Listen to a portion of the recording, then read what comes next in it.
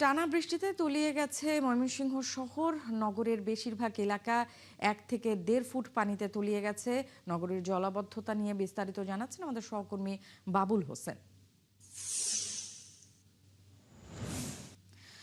বাবুল, একটু জানতে চাই, আপনি তো গোটা নগরীর পরিস্থিতি দেখেছেন, কোন এলাকায় পরিস্থিতি কি দেখলেন একটু জানাবেন। কোন কোন এলাকা জলাবদ্ধতা সৃষ্টি হয়েছে এবং নগরীর এখন কি অবস্থা, নাগরিকরা কি বলছেন?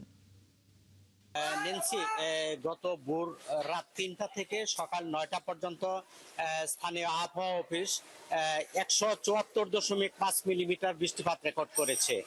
এই মৌসুমের এই দ্বিতীয় ভারী বর্ষণে নগরীর ব্রাহ্মপল্লী, বাগমারা, পাদ্রি মিশন রোড, পলাশপুর সহ চরপাড়া, নয়াপাড়া, মাসকান্দা বিভিন্ন এলাকা আমরা দেখছি যে কেবল আবাসিক এলাকা নয়, প্রধান প্রধান যে সড়ক রয়েছে সেখানেও আমরা দেখি হাঁটু সমান পানিতে ডুবে গেছে।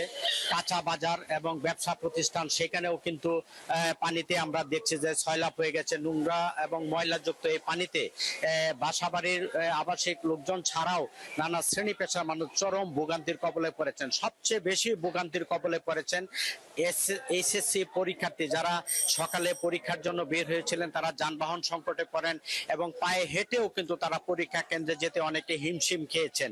তো আমরা নগরবাসী যেটি বলছেন যে আসলে অপরিকল্পিত ড্রেনেজ ব্যবস্থার কারণেই এই সংকট হচ্ছে এবং সেটি চরম ভোগান্তির সৃষ্টি হচ্ছে। তো আমরা একজন ভুক্তভোগী পেয়েছি, আমরা তার কাছে একটু জানবো যে আসলে আপনার কাছে কি মনে হয় যে কেন এই জলাবদ্ধতা? এটা হয়েছে অপরিকল্পিতভাবে ড্রেনের ব্যবস্থা করা হয়েছে। যে ড্রেনগুলো করা হয়েছে এখানে কোনো পরিকল্পনার মাধ্যমে করা হয় নাই। তাদের ইচ্ছে মতো সরকার যে বাজেট দিয়েছিল এই বাজেট অনুযায়ী আমার মনে হয় এই ড্রেনগুলা ঠিক মতন পরিকল্পিতভাবে কাজ করা হয় নাই, অপরিকল্পিতভাবে কাজ করা হয়েছে। বিগত সরকার আমরা যে কাজগুলো করা হয়েছে এগুলো সকল কিছুই তাদের ইচ্ছা মতো যে যেভাবে পারছে এভাবেই কাজ করছে। কিন্তু এখন আমরা যারা নগরবাসী রয়েছি প্রত্যেকটা বাড়ি ঘরে আমরা দেখতে পাচ্ছি পানি নিস্তারাতে ভরপুর হয়ে গেছে। রাত থেকেই একই অবস্থা। বর্তমানে এইচএসসি পরীক্ষা চলছে, তাদের ছাত্রদের অনেক কষ্ট হচ্ছে। আমরা পায়ে হেঁটে এই জায়গা থেকে এই জায়গা পর্যন্ত যাইতে পারতেছি না, কোনো রিক্সা পাচ্ছি না। রিক্সা চলাচলও করবে কেমনে?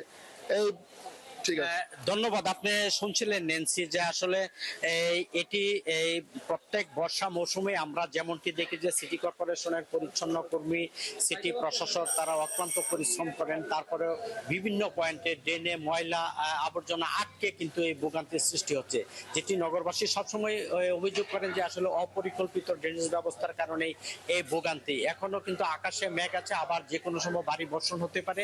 এমনটি হলে আসলে আবারও যে সমস্ত এলাকা এখনো জলাবদ্ধতা রয়েছে, পানিবন্দী রয়েছেন মানুষ, সেখানে আরো ভোগান্তি বাড়বে। বাবুল, আপনাকে ধন্যবাদ। দর্শক, বাবুল হোসেন ময়মনসিংহ শহরের যে জলাবদ্ধতা, অব্যবস্থাপনা, ড্রেনেজ ব্যবস্থার সেটা বিষয়ে আপডেট জানাচ্ছিলেন।